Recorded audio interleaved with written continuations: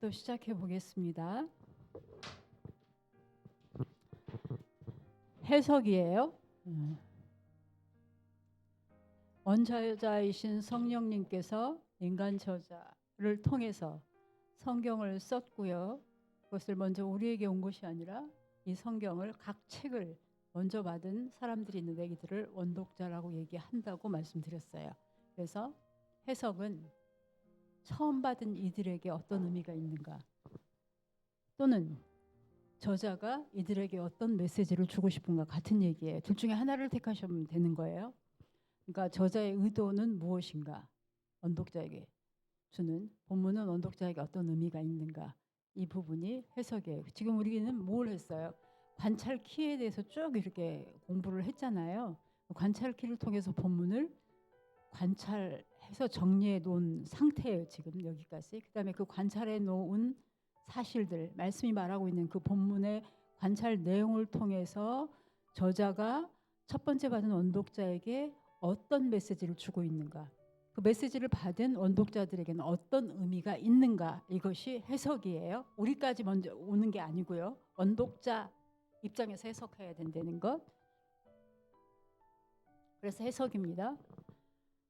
관찰한 본문의 내용이 첫 번째 독자들에게 무엇을 의미하는가를 묻는 것이에요. 저자와 원독자와의 관계에서 본문이 의미하는 것을 발견해야 합니다. 해석의 목적은 인간 저자가 무언가 주제를 가지고 메시지를 가지고 글을 썼을 거잖아요. 나타나고자 했던 하나님의 생각. 근데 그 주제가 다양할 수 있는데 무엇을 표현하려고 했어요? 하나님의 생각을 정확하게 이해하는 데 있어요. 그래서 인간 저자가 무엇을 의도하고 의미했는지를 이해할 때에 성경의 원저자이신 하나님이 의도하시고 의미하시는 것이 무엇인가, 하나님이 무엇을 의도하고 계신가, 하나님이 인간 저자를 통해서 어떤 메시지를 원독자들에게 주고 싶어 하시는가, 이것을 이제 발견해야 되는 것이에요. 근데 이때 무엇을 참조하면 좋냐면 각 책의 마지막에 우리 중심 사상이 있었잖아요. 그러니까 그 책에 중요한 엑기스를 쭉 뽑은 게 중심 사상이겠죠. 그리고 왜 썼는가가 중요하겠죠. 왜 썼는가. 그래서 중심 사상과 쓰여진 이유를 고려하여서 원독자들에게 주는 의미를 찾으면 좋습니다. 그러니까 거의 해석이 비슷비슷해요. 그래서 그 책의 주제, 중심 주제, 그 다음에 쓴 이유, 거기에 거의 많이 귀결이 되어져요. 그래서 해석은 철저히 원독자 입장에서 하고 나, 우리라는 단어나 생각은 아직 기록하지 않습니다. 나, 우리 해석할 때 이것을 쓰시면 안 되고요. 우리 현대 독자들에게 의미하는 것이 아니기 때문에 그렇습니다. 근데 해석을 할 때는 해석 질문이 있어요. 해석 질문을 사용하여 해석한 것을 어디에? 수직 차트에 기록합니다. 아까 수직 차트 이렇게 보여드렸죠. 이렇게 요 모양으로 된 거, 가로가 짧은 거. 그래서 박스 안이 있었고 박스 밖에 두 개의 공간이 있었잖아요. 그 공간에다가 관찰하고 해석하고 적용한 것들을 적는 것이에요. 그래서 수직 차트에 이제 기록을 하는데 해석 질문입니다. 내가 관찰한 이 관찰이, 근데 이 관찰은 관찰 키를 사용해서 하죠. 관찰 키가 굉장히 많았잖아요, 아까. 그죠? 관찰 키를 사용하여서 관찰한 이 내용이 원독자들에게 주는 의미는 무엇인가? 그리고 둘 중에 하나를 택하셔서 하시면 돼요. 이 관찰을 통해서 저자가 전하고자 하는 메시지는 무엇인가? 그러니까 저자의 의도 입장에서 관찰 질문을 하면 요 두 번째 것이 될 것이고요. 이 메시지를 받는 자에게 어떤 의미를 갖는가 하는 것은 이 앞부분의 해석 질문이 되어져요. 이 질문으로 하든지 이 질문으로 하든지 둘 중에 하나를 하시면 돼요. 그래서 해석을 정리해 볼게요. 각 책의 원독자들이 처한 상황을 파악해요. 그러니까 관찰한 다음에 우리가 이제 해석하기 전에 뭘 해야 돼요? 그 위아래를 해야 되잖아요. 그래서 이 책을 처음 받은 원독자들이 처한 상황, 역사적인, 문화적인, 문학적인 여러 가지 상황들을 파악하고, 이러한 이 원독자들이 이러한 상황 가운데 처해 있구나, 지금 현재. 그 상황 가운데 처해진 사람들에게 무언가 저자가 뭘 주고 싶어요? 메시지를 주고 싶은 거잖아요. 그러니까 파악하고 그다음에 본문을 반복해서 정확하게 읽고 반복해서 정확하게 읽으셔야 돼요. 그냥 이렇게 읽는 것이 아니라, 그러니까 정확하게 꼼꼼하게 읽으셔야 돼요. 아까 탐정이 되라고 말씀드렸잖아요. 그렇게 정확하게 꼼꼼하게 읽고 그다음에 그 읽은 것들을 가지고 관찰키를 사용하여서 파악된 사실들을 정리해요. 이것이 관찰이에요. 그다음에 관찰한 내용이 원독자들에게 어떤 의미를 주는가, 또는 원독자들에게 저자가 주고자 하는 메시지는 무엇인가, 이것이 해석이에요. 그래서 지금 이제 해석 부분을 이제 다루고 있는데, 문학적, 역사적 배경에 비추어서 해석을 하셔야 되고요. 이때 BRI 내용을 참조하여서 해석을 하시면 됩니다. 좀 전에 나왔던 것처럼 각 책의 중심 사상과 쓰여진 이유를 고려하면서 원독자에게 주는 의미를 찾으시면 돼요. 저자의 의도나 목적을 이해하라. 그리고 왜라는 질문을 끊임없이 하라. 저자의 의도가 무엇일까? 왜 썼을까? 이런 것들을 생각하시면 될 것 같습니다. 그래서 해석의 예의입니다. 누가복음이에요. 먼저 중심 사상과 기록 목적을 좀 볼게요. 누가복음은 잃어버리는 자를 찾아 이 땅에 오신 구원자 예수 그리스도가 중심 내용이에요. 예수 그리스도는 잃어버린 자를 찾아 구원하기 위해 완전한 인간으로 오신 하나님의 아들이다. 그러면 이 잃어버린 자가 누구냐? 이방인, 죄인, 여인, 노인, 환자, 가난한 자예요. 누가복음에서는 이렇게 소외된 자들에 대해서 많이 강조하고 있고요. 그래서 기록 목적을 보면 이 누가복음의 원독자는 데오빌로예요. 데오빌로 개인일 수가 있고 데오빌로가 속한 공동체일 수가 있어요. 근데 이방인이에요. 근데 이방인 신자들이 복음을 듣긴 들었는데 믿음의 확신이 아직 없고 좀 흔들려요. 그래서 흔들리는 이들에게 네가 받은 복음이 진짜야, 참이야, 이 메시지를 주고 싶은 거거든요. 누가복음이. 그래서 이방인 신자들에게 믿음의 확신을 주기 위해서 썼어요. 그다음에 예수님은 유대인뿐만 아니라 이방인들을 구원하기 위한 하나님의 아들이심을 보이기 위해서 유대인만 구원받은 것이 아니라 이방인들에게도 구원의 문이 열려 있다. 아직 불안하고 확신이 없는 이들에게 확실히 너희에게도 복음의 문이 열려 있다. 이 메시지를 주고 싶고요. 그 다음에 로마 제국에 대한 기독교 변증서입니다. 유대교와 로마 제국으로부터 기독교가 뭘 받아요? 주시어 회방을 받고 있어요. 인정받지 못해요. 그렇기 때문에 그것에 대한 변증을 하고 싶은 거예요. 그래서 그 변증의 내용들이 이걸 기록 목적 중에 들어가고요. 당시 로마 제국에 전파되고 있었던 그리스도교의 정통성 확립을 하고 싶은 거죠. 그래서 로마 제국은 기독교의 호의적이고 기독교는 로마 제국의 무해한 종교임을 강조하고 싶어서, 그래서 크게 이방인 흔들리고 있는 이들에게 믿음의 확신을 주고 이방인들에게 구원의 문이 너희들에게 열려 있다. 믿으라. 그 다음에 로마 제국에 대해서 기독교 변증하고 싶은 이것이 기록 목적이에요. 근데 좀 생각해 보세요. 로마 제국에 기독교가 막 들어가고 있어요. 왜 들어가요? 너무 부패하고 이렇기 때문에 거기 염증을 느낀 사람들이 기독교로 계속 이렇게 들어오고 있는 그런 상황 가운데 있는데, 이들이 헷갈리는 이유는, 우리는 헷갈릴 게 없잖아. 예수 그리스도가 죽으셨고 부활하셨으니 책으로 다 되어진 다음에 이렇게 보기 때문에 헷갈릴 게 없는데, 이들은 예수님은 뭐예요? 로마 제국이 죄가 있다고 해서 처형받은 게, 무슨 처형 받으셨죠? 네, 그 사람을 믿으래요. 그 사람 입장에서 생각해 보세요. 금방 믿어질까요? 주의 은혜로 믿어진 사람도 있겠으나 그냥 아니 우리나라 제국에서 죄가 있어서 십자가 처형을 받은 그 사람이 교주래요. 그 사람을 믿으래요. 쉬울까요? 혼란함이 있는 거예요. 이 당시 이 사람들에게는. 그리고 거기다가 사도 바울은 또 그 그리스도교의 수장이잖아요. 근데 그 사람은 어디가 있어요? 감옥에 있어요. 죄가 있는 사람들을 믿어야 되나 하는 그런 헷갈림도 있었을 것 같아요. 이런 사람들이 있었기 때문에 로마 제국에 대한 기독교 변증을 하는 것이 누가복음의 기록 목적 중에 큰 부분입니다. 한 부분이에요. 그래서 로마 제국은 기독교의 호의적이고, 기독교는 그래서 그 로마 제국이 기독교의 호의적인 이런 표현들이 좀 나오고요. 기독교는 로마 제국의 무해한 종교이다. 그래서 그거 하잖아요. 빌라도가 예수는 죄가 없다는 얘기를 반복해서 얘기해요. 왜 그렇게 반복해서 얘기해요? 이 사람은 죄가 있어서 죽은 것이 아니라 너희들의 모함 때문에 죽은 것이다라는 표현을 하고 싶어서 자꾸 반복해서 얘기를 하거든요. 그래서 그게 기독교를 변증하는 부분이에요. 그 부분이. 그래서 이러한 기록 목적과 이러한 중심 사상. 그래서 소외된 자들, 가난한 자들 이런 것에 누가복음 굉장히 관심이 많고요. 그다음에 돈에 대해서 재정을 어떻게 사용하는가에 대한 것도 굉장히 관심이 많아요. 누가복음은. 그래서 이제 그러한 그 중심 내용과 기록 목적을 갖고 있습니다. 누가복음이. 그래서 우리가 관찰을 원독자 배경 좀 보면 그리스도의 교회에 관심을 가지고 있거나 이미 믿음을 갖게 된 이방인 신자들이에요. 근데 누가복음에는 데오빌로라고 나오잖아요. 그 이방인 신자들인데 이들에게 여러 가지 의문점이 있어요. 예수가 과연 그리스도인가? 죄가 있다 해서 십자가 처형을 받는 이가 과연 그리스도일까? 그가 그 맞다면 그의 제자된 자의 삶은 어떠해야 되나 이런 것을 좀 알고 싶은 그러한 분위기이고요. 그다음에 이방인들도 유대인처럼 하나님 나라에 초대되었는가? 그렇다면 그 증거는 무엇인가? 이런 것들을 알고 싶어요.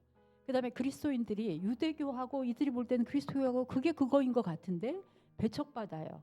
이 배척받는 이유는 무엇일까? 이들은 유대인들이 아니잖아요. 유대적인 배경에서 자라지 않았잖아요. 그렇기 때문에 이방인이잖아요. 그렇기 때문에 이러한 내용들에 대해서 좀 더 알고 싶어하는 그러한 물음이 있는 이러한 배경을 원독자들이 갖고 있습니다. 이렇게 베이스를 안 다음에 본문을 보셔야 된다는 거예요. 관찰한 내용을 보시고 관찰은 이미 했잖아요. 과정상 했고 그다음에 해석하기 전에 이렇게 원독자의 배경이 어떠한 것인지 근데 거기서 중심적으로 중요하게 봐야 될 것들은 아까 기록 목적이 무엇인가 그다음에 중심 내용이 무엇인가 이것을 좀 인지하시고 그다음에 그 관찰한 그 본문을 해석으로 들어가셔야 된다는 거.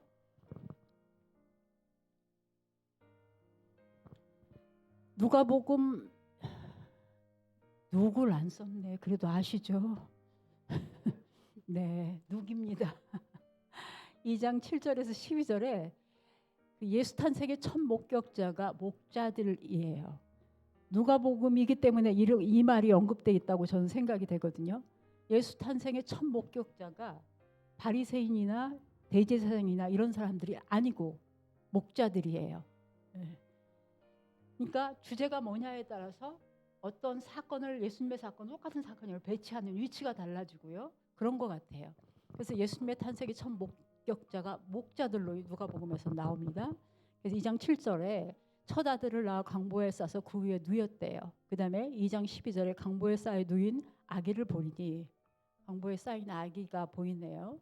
그 다음에 그 지역의 목자들에게 주의 사자가 주의 영광이 그대로 두루 비쳐요. 누구에게? 목자들에게. 목자들이라는 걸 주시하셔야 돼요.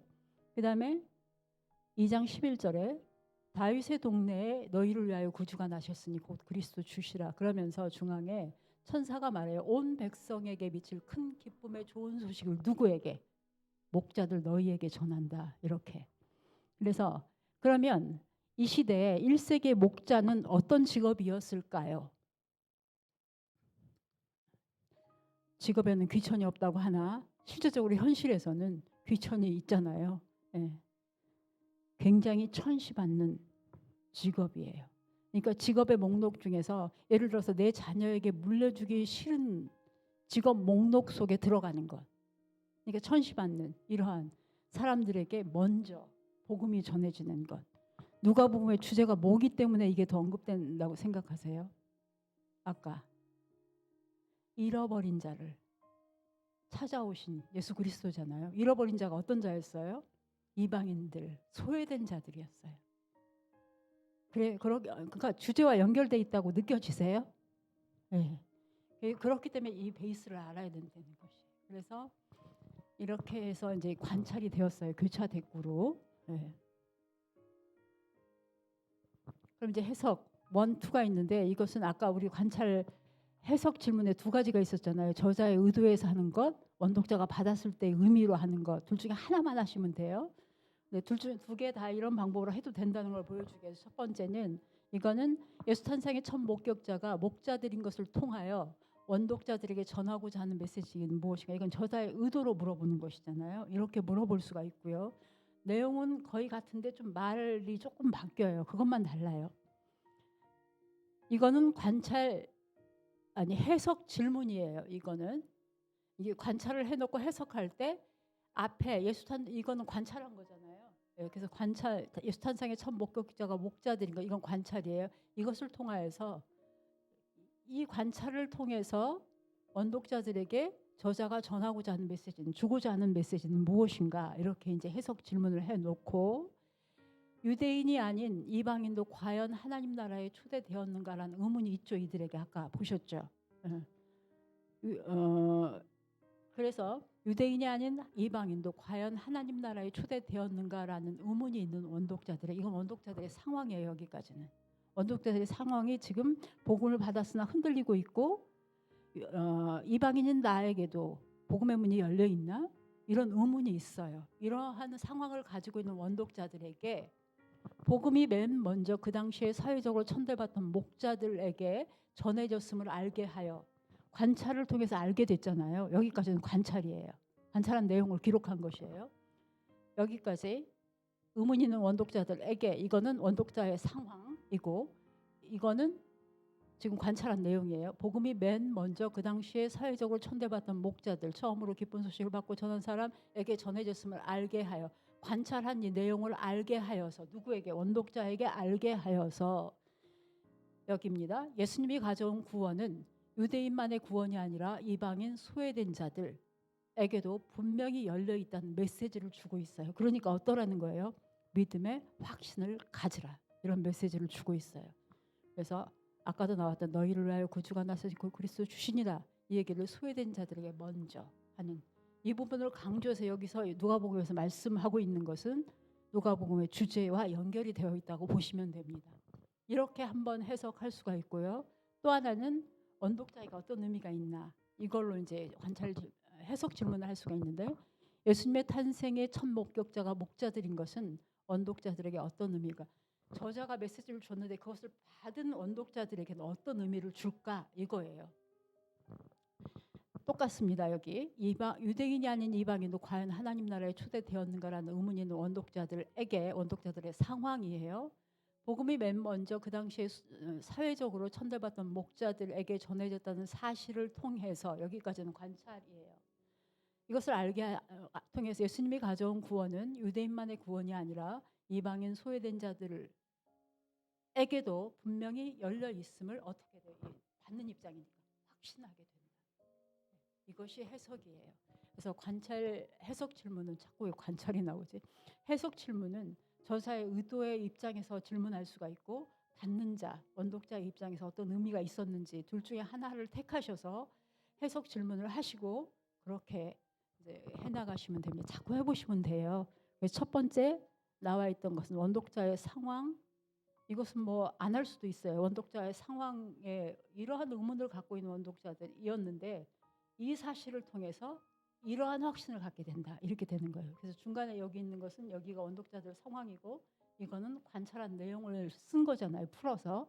그렇게 해서 이것을 들었을 때 이러한 뭐예요? 의문을 갖고 있는 원독자들이 이것을 통해서, 이것을 듣고 이해함으로 어떻게 돼요?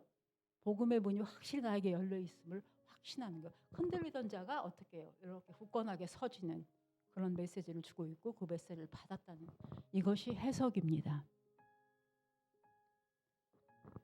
두 번째 에베소서 한번 볼까요? 중심 내용 볼게요. 그리스도인의 정체성과 그에 합당한 삶입니다. 쓰여진 주된 이유는 그리스도인의 정체성을 알도록 하기 위해서, 자신이 누구인지를 아는 것과 그리스도 안에서 주신 복을 알리기 위해서.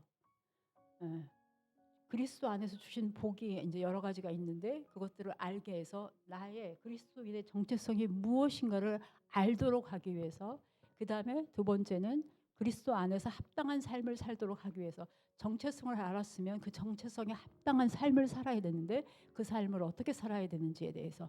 근데 이 내용에서 보면 이방인과 유대인이 하나됨을 위해서 하나되지 못하는 부분이 있어요. 그렇기 때문에 하나됨에 대해서 얘기를 하고요. 그 다음에 전신갑주를 입으라 막 나오는 게 에베소서잖아요. 그래서 이교도적인 삶을 버리고 바른 구원관을 가지고 영적으로 무장한 삶을 살도록, 그래서 하나됨을 이루고 영적으로 무장된 삶을 살도록 하기 위해서, 그래서 다시 크게 보면 그리스도 안에서 합당한 삶을 살도록, 정체성을 알고 합당한 삶을 살도록, 그러니까 정체성을 안 다음에 어떻게 살아야 하는, 어떻게가 여기 이제 나와져 있는 거죠.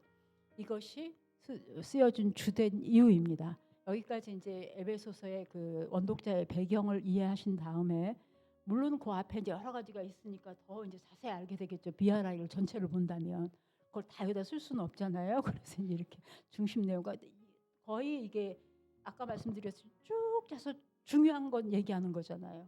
성경을 쭉 짜면 무슨 엑기스가 나올까요? 저는 하나님의 사랑이라고 생각돼요. 사랑과 공의겠죠. 근데 공의조차도 사랑이기 때문에, 공의를 행하시는 것은 하나님이 해코지 하고 싶어서가 아니라 사랑하시기 때문에 공의를 행하는 것이어서 하나님의 사랑이잖아요. 그래서 성경은 하나님의 백성을 향한 짝사랑 이야기라고 생각이 되죠. 왜냐하면 인간은, 저 같은 인간은 본능적으로 반대로 가려고 하는 경향이 많이 있기 때문에 끊임없이 배반함에도 불구하고 다시 돌이키라고 계속 메시지를 주고 계시는 하나님의 짝사랑 얘기가 성경이 아닌가 싶은데요. 아무튼 그래서 정체성을 바로 알고 합당한 삶을 살아라 하는 것이 에베소서의 중심 내용이면서 이제 쓰여진 이유들이고요. 이렇게 이제 베이스를 좀 안 다음에 관찰을 해보도록 하겠습니다. 당시 초대교회 상황 좀 볼게요. 에베소 상황. 지금 1세기 상황을 얘기하는 것이에요. 거의 대부분 1세기 상황이잖아요. 이게 1세기의 역사를 잘 알면 좋을 것 같아요. 그래서 에베소서가 기록되었을 당시는 AD 30년경에 예수 그리스도가 부활하고 승천하셨잖아요. 그런 이후에 30년 이후에 오순절 성령 강림과 함께 초대교회가 태동됐잖아요. 태동하기 시작한 지 불과 몇 년, 60년, 62년 정도에 이제 기록됐다고 보기 때문에 예수님이 죽으시고 부활하시고 승천하신 다음에 한 30년 정도 지난 시기가 이 시점이에요. 그래서 한 60년 정도, 60년대 BC, AD, BC가 아니라 아무 말도 안 하시네. 틀리는데. 네, 1세기 중반, 중후반 이 시대의 그 당시 초대교회 상황을 좀 보면 30여 년도 지난 때로서 아직까지 교회가 태동했어요. 이때 교회 조직이 제대로 갖추어지지 않았을 것이 분명해요. 그죠? 조직이 제대로 갖추어지지 않은 상태에 있었고요. 그다음에 구약과 신약의 상관관계 및 재반 요소들의 관계에 대한 신학적 정립이 아직 이루어지지 않은 과도기예요. 이런 신학적 정립이 이루어지지 않은 과도기에는 질서가 많이 있을까요? 혼란이 많이 있을까요? 혼란이 많이 있겠죠. 그래서 율법과 복음의 문제라든가 관계라든가 유대인과 이방인의 관계 등, 아까 그 에베소서는 이방인과 유대인이 하나됨의 문제를 다루고 있다고 그랬잖아요. 유대인과 이방인의 관계, 이런 것들이 확실히 정립이 되어지지 않았어요. 그렇기 때문에 혼란이 있었던 이런 시대입니다. 그 다음에 기독교와 유대교의 본질적 차이가 무엇인지 분명하게 인식되지 않은 상태에서, 그 누가복음에서 그 얘기 말씀드렸잖아요.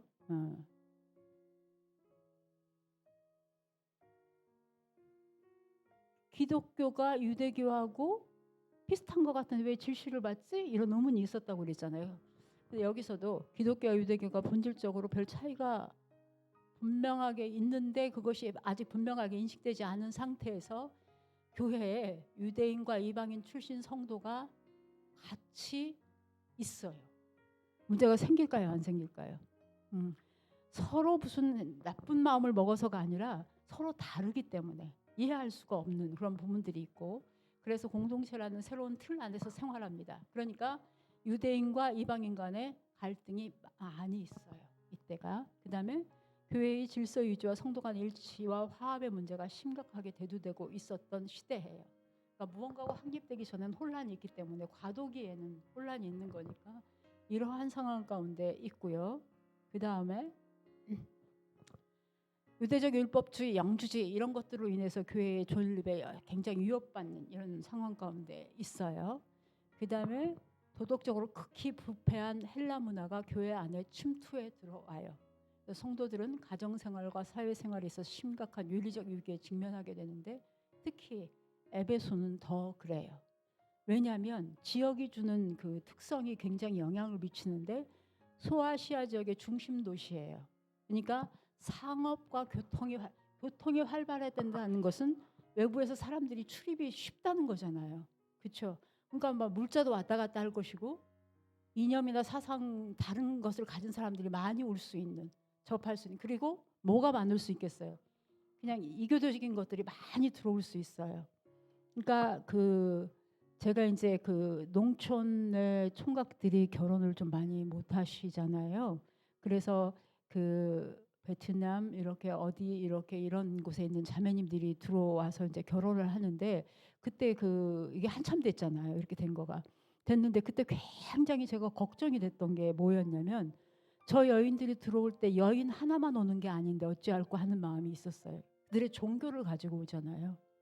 그래서 야, 저거 어떻게 해야지, 막 내가 걱정해서 되는 게 아닌데 이렇게 마음의 부담감 막 이런 게 굉장히 컸던, 그때는 굉장히 제가 주님 앞에서 이렇게 열렬히 있었던 것 같아요. 그래서 막 이걸 막 기도하고 막 이랬던 것 같아요. 근데 그게 그런 것처럼 그냥 사람이, 외국의 사람이 하나가 온다는 건 그 사람의 문화와 종교와 어떤 막 많은 것들을 갖고 오는 거, 사람 하나만 단순히 온 게 아니잖아요. 이래서 어떤 도시냐, 도시의 특성이 어떠냐, 교통이 잘 발달돼 있느냐, 상업이 발달되냐 있느냐, 이거는 굉장히 중요한 것 같아요. 그러니까 돈이 많이 돌겠죠. 사람이 모이겠죠. 모인 사람들에게 종교도 같이 오겠죠. 저기 우상도 많이 가져오겠죠. 막 이런 상황인 거죠. 그래서 상업과 교통이 활발하였고, 그다음에 아데미 여신을 숭배하는 등의 온갖 이방 종교들이 득세하고 있던 에베소의 경우는 더욱 심각했다는 거예요. 그래서 에베소는 영적인 디즈니랜드라고 얘기할 정도로 다양한 이렇게 우상들이 있는, 도덕적으로 부패했고, 그다음에 율법주의, 유대주의, 영주주의 이런 것들로 인해서 교회가 굉장히 위협을 받고 있는 위기적인 상황이었고, 기독교와 유대교, 이방인과 유대인 간의 갈등 이런 것들이 많이 있었고, 그다음에 교회가 태동이 되었지만 아직까지 교회 조직이 제대로 갖추어지지 않은 이런 베이스를 갖고 있는 것이 에베소서입니다. 그럼 관찰로 들어가 보도록 하겠습니다. 이런 베이스를 갖고 있는 에베소서의 1장에 하늘에 속한 복에 대해서 얘기를 해요. 얼마나 우상을 숭배하는 사람들이 많았겠어요. 그들에게, 그러한 베이스를 갖고 있는 믿는 자들에게 하늘의 복이 어떠한 것인지를 설명하는 것은 분명히 이유가 있는 것이죠. 이 베이스와 연결되어 있다는 게 좀 느껴지세요? 신령한 복에 대해서 얘기합니다. 에베소 1장 3절에서 14절. 3절에서 14절은 한 문장으로 되어져 있다고 해요. 원어로 보면. 신령한 복입니다. 3절에 하나님께서 그리스도 안에서 하늘에 속한 모든 신령한 복을 우리에게 주셨다고 얘기를 해요. 누가 주셨어요? 하나님께서 누구 안에서? 그리스도 안에서 신령한 복을 주셨대요. 그러니까 원독자들은 받은 자들이잖아요. 신령한 복을. 너희는 신령한 복을 받은 자들이야. 그리고 4절에 거룩하고 흠없게 하시고 창세전에 우리를 택하셨대요. 뭘 얘기하고 있는 것 같나요? 그리스도인의 정체성에 대해서 얘기하고 있다고 보여져요. 그 다음에 5절입니다. 예정하사 그리스도로 말미암아 자기 아들이 되게 하셨어요. 택하셔서 아들 삼을. 너는 하나님의 아들이야. 이렇게. 그 다음에 7절. 그리스도의 피로 속량 곧 제사함을 받았습니다. 그리스도가 제물이 되셔서 속량 제사함을 받아 구속의 은혜를 받았습니다. 그러니까 신령한 복을 얘기하면서 성부 하나님, 성자 예수님, 성령 하나님이 동역하고 있는 모습을 여기서 볼 수가 있어요. 하나님이 복을 주시고 예수 그리스도가 제물이 되어져서 구속의 은혜를 주셨고요. 그 다음에 7절 그리스도의 피로 속량과 제사함을 받았고, 그 다음에 복음의 비밀의 그것을 알리셨어요. 복음의 비밀을 받은 자이고 우리는 맡은 자다 너희는. 그 다음에 하나님의 아들이 되었으니까 당연히 하나님의 기업을 물려받을 자들, 상속받을 자들이 되었어요. 그 다음에 13절에 구원의 복음을 듣고 믿어서 성령께서 역사하시는 부분이 밑에서 나와요. 인치심을, 성령의 인치시는 작업을 하시고요. 그 다음에 보증이 되어주셔요. 성령께서. 성부 하나님이 주시고 성자 예수님의 역사하심과 성령 하나님의 인치시고 보증하신 삼위의 하나님의 활동이 여기서 다 나와져 있잖아요.